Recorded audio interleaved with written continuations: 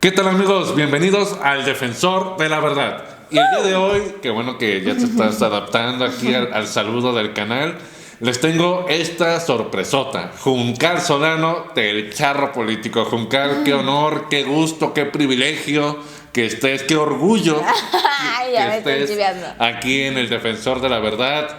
Madrina de este canal, por cierto, porque todo canal que quiera ser exitoso debe tener a semejante personajazo como lo es Juncal Solano del Charro Político. Ay, muchas gracias, licenciados. ¿Cómo están, amigos?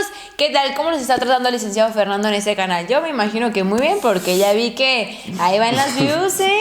Ya hay competencia. Ahí la llevamos. Pero, madrina, no, Juncal, te quiero invitar a que hagamos un pequeño juego para informarles también de una forma más divertida a la gente de todo lo que ha ocurrido este año. Me gustaría hacer un pequeño recuento de lo que ha sucedido este año. ¿Te parece? Sí, me parece un juego perfecto. de adivina quién, casi, más o menos. Muy bien, adelante. Mira, se trata de mencionar los que para nosotros fueron los personajes del año y la noticia del año. También la noticia internacional del año y explicar el por qué. Ok. ¿Sí? A ver, entonces, el primero. Andrés Manuel López Obrador. Creo que en eso vamos a coincidir. ¿Por qué? Bueno, de inicio un personaje que había querido ser presidente de México lo logra este año y con su cambio las personas que votaron por ellos, teníamos dudas si existía la democracia. Hoy en este año quedó claro que efectivamente sí existió la democracia, el apoyo con el que contó que realmente fue histórico y tan fue así que medios de comunicación hasta lo admiraron por esa situación de cuántos mexicanos votaron a favor de él. Definitivamente los dos coincidimos en ese punto, en lo que apuntamos antes de entrar aquí a la cámara. Es que no nada más ganó un candidato más, sino todo el proyecto que representa López Obrador y Morena. Después, incluso hemos visto que lo mencionan como un movimiento más, o sea, así de intenso ha estado. No es nada más un partido, sino cambio un de movimiento gobierno como tal. Y estamos viendo, no es, te digo, un inicio de cambio de gobierno, es yo creo que el inicio de una época, toda una era, y no porque le vaya o no le vaya a López Obrador, sino porque así lo es. Un cambio que ya se está viendo, lo del avión, lo de las pensiones presidenciales que eliminó, lo de el recorte a diversos presupuestos de todas las dependencias. Entonces es un cambio y me parece que ya en 6 años veremos si funcionó, pero de momento es un cambio radical. Pero entonces vamos a ver, también yo puse también José Antonio Meade, no porque lo admire ni mucho menos. ¿Por qué José Antonio Meade? Yo creo que Meade al final de cuentas representó un candidato que para empezar no era priista. Era más bien un candidato de derecha, era del PAN, recordemos que trabajó con Calderón y después con Peña Nieto, pero al final el que Meade haya sido candidato favoreció para que al final de cuentas López Obrador no tuviera ninguna competencia. No sé si estás de acuerdo conmigo. Sí, realmente quienes ayudaron a hacerle campaña a López Obrador fueron el PRI y el PAN juntos. Digo, con sus acciones, con sus resultados en otros gobiernos, dejaron el camino abierto a López Obrador para no tener ninguna oposición o realmente un contrincante durante las elecciones, porque en los debates veíamos como tú mencionas, licenciado Fernando, el candidato del PRI creo que fue así como mostró ya lo peor que tenía el PRI. El PAN también un candidato que quiso cambiar todo en último momento, no hubo unión, no hubo estructura y al final de cuentas esos fueron los resultados. Así es, entonces yo también pondría a Meade como personaje del año por haber permitido, era yo que representó ese PRI debilitado. Esa es la palabra, el PRI debilitado fue lo que representó José Antonio Meade. Luego, tú me pones Peña Nieto. ¿Por qué Peña Nieto el personaje del año? Porque también muestra, yo creo que Peña Nieto fue el símbolo del enojo social, de decir, no podemos seguir permitiendo que nuevamente vengan partidos incongruentes a hacer lo que quieran. También es el personaje del año por la corrupción que representa. El cochino sexenio, donde vimos que el renovado PRI, lo que tuvo de renovado fue nuevas mañas para aprender a robar. Cómo se burlaron en nuestra cara. Esa faramalla de haber agarrado a Javier Duarte, de haberse burlado en nuestras caras, fue lo que generó el enojo. Que el señor todavía se enojara de eso, digo, discúlpeme, pero si realmente hubiera querido hacer un buen trabajo, se hubiera preocupado por dar buenos resultados en su gobierno. Y también yo quisiera mencionar que Peña Nieto podría ser personaje del año porque yo creo que nunca en la historia México se ha quedado sin presidente en los últimos 6 meses de su gobierno. Es decir, gana López Obrador y a partir de ese momento Peña Nieto desaparece. Si no es que desde antes, desde las campañas, Peña Nieto ya no existía. Antes diga que tuvimos suerte que se presentara en la toma de protesta de López Obrador. Porque... Ese es otro punto, qué bueno que lo tocas porque representó esa vapuleada que le puso López Obrador, fue como despedir el antiguo régimen corrupto de Peña Nieto. Este último año fue el colofón de lo que representó tanto desfalco y tanto desvío. Entonces yo por mi parte también puse a Anaya. Puse a Anaya porque también junto con José Antonio Meade representaba al final de cuentas más de lo mismo. Señalamientos de corrupción, sí tenía buena oratoria, pero al final de cuentas eso no convence. No sé si estás de acuerdo con Pues sí, es lo que yo mencionaba hace unos segundos atrás, donde pues el PRI y el PAN por sí solos hablaron sus resultados y fueron los que le hicieron la campaña a López Obrador con los pésimos resultados que dejaron y el mal sabor de boca que le dejaron a los mexicanos, que dijeron, no les vamos a dar nuestro voto otra vez.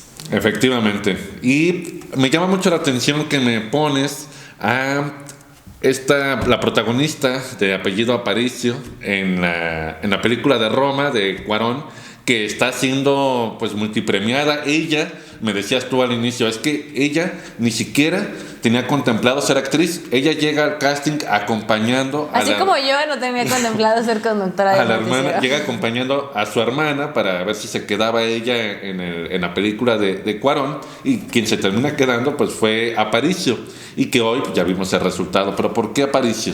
Bueno, como ya lo mencioné, creo que me identifico mucho con este personaje. A veces que uno no tiene contemplado o tiene otras decisiones para su rumbo de vida, pero a veces la energía, no sé cómo llamarlo, te coloca en el lugar adecuado. Además, si nos ponemos a analizar la figura, la imagen de esta artista, porque yo así le puedo llamar ya, una artista, una actriz, vemos un rostro totalmente mexicano, que genera mucho, que da mucho de qué hablar y da satisfacción, porque ese es el rostro mexicano. No es lo que ahora quieren vender como en esas series baratas de, ¿cómo le llaman? Donde es un reality show de puros ricachones ahí, fifís mexicanos, que dices, eso no me representa. Y esta figura, esta actriz, toda la historia que contempla Roma, claro que sí representa, y es por eso que la elegí como una personaje del año. Porque también debemos entender algo, que no todo es política.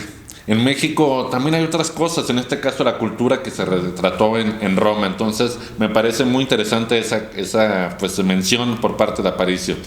Sigo yo, Alfaro, Enrique Alfaro, gobernador de Jalisco.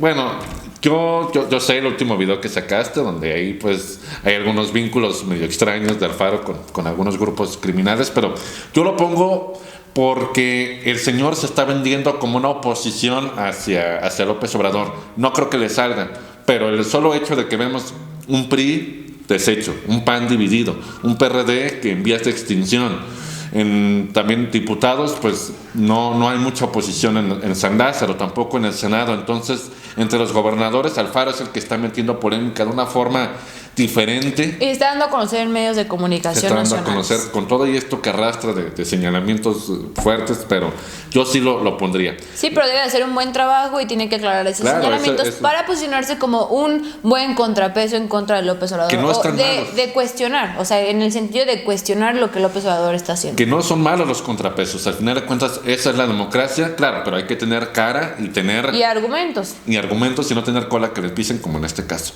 Luego tú me pones Tatiana Cloutier.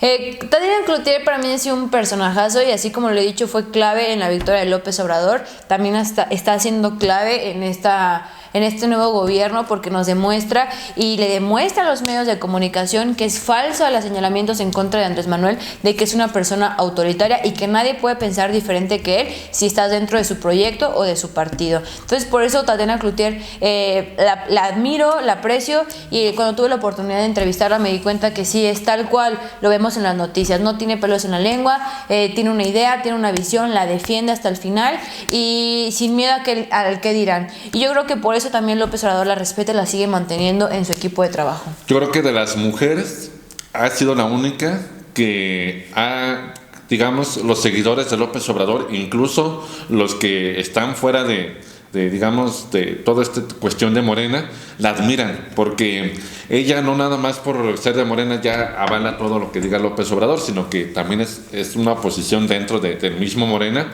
y creo que eso le viene bien para que López Obrador a veces pueda reflexionar o rectificar. Incluso yo me atrevo a decir que muchas de López Obrador se ha echado atrás en algunos temas. Y yo creo que Tatiana Cloutier ha tenido que ver con eso, y yo creo que me parece también muy buena, atinada la cuestión. Ahora, yo también pongo a Margarita Zavala. ¿Por qué Margarita Zavala? Bueno, recordar que fue la primera candidata independiente y que sea mujer, pero yo lo que admiro, bueno, no admiro, pero sí reconozco que se haya bajado de la contienda, porque no es fácil reconocer cuando no tienen los medios para ganar, y nada más restando votos al resto de los candidatos. Nomás haciendo mosca ahí. Nomás haciendo mosca. Podrá haberse equivocado 1000 veces, trabándose. Sí, creo que lo de equivocarse pues no tiene nada que ver. También yo a veces me trabo en los videos, sí, pero hay que, efectivamente, pero el hecho de reconocer y no seguir con su jueguito, que al final de cuentas hacía mosca, hacía gasto, hacía retraso, pues qué bueno. Y estaba manipulada por Calderón. Yo creo que también le dijo a Calderón, ¿sabes qué? Esto no es lo que yo quiero, mejor me bajo, y eso creo que hay que reconocerlo. Yo por eso pongo a Margarita Zavala, mujer independiente, más bien fue un berrinche, pero al final de cuentas la primera candidata independiente. Luego, vamos ahora con la noticia del año, que más impactó cuando la dimos a conocer. ¿Cuál para ti me ponías? El lavadero de Ricardo Anaya. Sí, creo que a todos nos sorprendió el hecho de Ricardo Anaya. Sí, ya sabíamos que era pues mañosón en su partido, ya sabíamos que le gustaba mantener el control, pero cuando le sacaron lo del lavadero fue como el golpe final para derrocar o terminar con esa figura fuerte de Ricardo Anaya. Entonces esa noticia impactó, y tan impactó que la gente, cuando estábamos en tiempos de campaña, dio mucho de qué hablar, y era de las noticias que más publicábamos en ese momento, porque era algo impactante. ¿Cómo era posible que un candidato a la presidencia estuviera manchado con actos de corrupción y de lavado de dinero? Yo creo que en ese momento en el que sale se acabó la elección.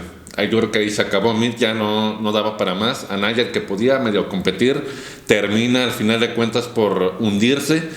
El PRI lo terminó hundiendo. Se hundieron los dos al final de cuentas. Juntos. Luego, yo como noticia del año me gustaría... ya lo dije, lo de la salida de Margarita. Creo que ahí también se define la elección. Y también ponemos los salarios de la Suprema Corte, es decir, el anuncio de López Obrador: nadie va a ganar más que yo, y ustedes, ministros, también se tienen que bajar. Esta confrontación de poderes. Entre poderes. ¿Cómo calificas esa? Muy interesante. Creo que nunca nos habíamos, o sea, ya sabíamos que existían y es desde siempre que existen estos abusos por parte de la burocracia, pero ahora el hecho de plasmarlos y decir, aquí nadie va a ganar más que el presidente, y sentir el ciudadano que se siente escuchado, que realmente se va a hacer justicia, porque no es posible que hay veces que uno trabaja más de 8 horas y ni así puede alcanzar algo digno. Y cómo es posible que estas personas 600,000 pesos al mes, o sea, el ministro presidente menos que Donald Trump, dices, bueno, ni que viviéramos en un país de lujos y todo fuera de oro y de cristal. Entonces ahí las incongruencias, y ahí es donde el pueblo, o yo al menos me sentí escuchada, de decir, qué bueno que ese tipo de abusos terminen y se den cuenta que el sector público no es para enriquecerse. Completamente de acuerdo. Esta disputa entre los poderes, vamos a ver en qué termina, pero sí puede mover y cambiar todo un panorama. Puede romper esquemas y romper paradigmas, esta confrontación que hay ahorita entre el Poder Judicial y el Ejecutivo. Luego, yo puse la cuestión lamentable, verdaderamente, esto en cuestión internacional, la noticia internacional que más nos impactó, la cuestión de los abusos en la Iglesia Católica. A mí me parece lamentable, y todavía que se sigan solapando por parte del propio Papa, que hasta ahorita ya dijo que sí, que invita a todos los sacerdotes a declararse o a entregarse a las autoridades, pero me parece que esto es algo que se tiene que frenar ya. No hay que olvidar que la religión también viene siendo como un poder. Y si en la política hay corrupción, ¿qué nos hace pensar que en la religión no debe de haber corrupción o debe de haber mañas dentro de ella? Entonces sí es desagradable, qué triste, y pues tienen que buscar soluciones. No se pueden escudar con que lo religioso y ya no me pueden tocar y ya no me pueden hacer nada. No, señores. Completamente de acuerdo. Y finalmente tú me pones los migrantes. ¿Por qué los migrantes? Entonces, para concluir, el tema de los migrantes fue muy interesante porque nos puso a los mexicanos en dos papeles. Tanto el país que recibe a los migrantes como cuando nosotros defendíamos a los migrantes que se iban a Estados Unidos. Y nos hizo entender que pues tenemos que solucionar esta situación también para nuestros mexicanos. Porque muchos lo ven como un problema, pero es un fenómeno. Un fenómeno que ha ocurrido desde que el hombre apareció en la tierra. Entonces no invitaría a que los vieran como un problema, sino como un fenómeno, pero sí el manejo mal manejado por parte de Peña Nieto, que le hereda a López Obrador. Y finalmente yo pongo la victoria del presidente Bolsonaro en Brasil. ¿Por qué? Bolsonaro, un hombre derechista que está en contra de los homosexuales, está en contra de medio mundo parecido a Trump, pero de derecha. Entonces, bueno, de hecho los dos son de derecha, pero el caso es, aquí lo que hay que aprender es que López Obrador, la victoria de Bolsonaro, invita a que López Obrador tiene que hacer un gran trabajo. ¿Por qué? Porque si falla, podríamos tener un Bolsonaro, tal cual, un Bolsonaro en las próximas elecciones. No sé, un Bronco que sí vemos que tiene ahí, él sí tiene más tintes dictatoriales. Entonces, esta victoria de Bolsonaro nos pone a López Obrador todavía con la vara más alta para poderle cumplir. Aparte, el pueblo ya le dijo a López Obrador, no nos puedes fallar. No nos puedes fallar. Entonces, este fue el recuento para nosotros de los personajes, las noticias del año. Pues, Juan Carlos, muchísimas gracias por estar en este, que también es tu canal. Amigos, pues, así estaremos haciendo ejercicios muy constante con el charro político de Juan Carlos Solano y el defensor de la verdad de un servidor. Vámonos despidiendo con el sello característico. Sí. Recuerda, es porque ¿qué? Porque la verdad nos hará libres. Una, dos, tres. Porque la verdad nos hará libres.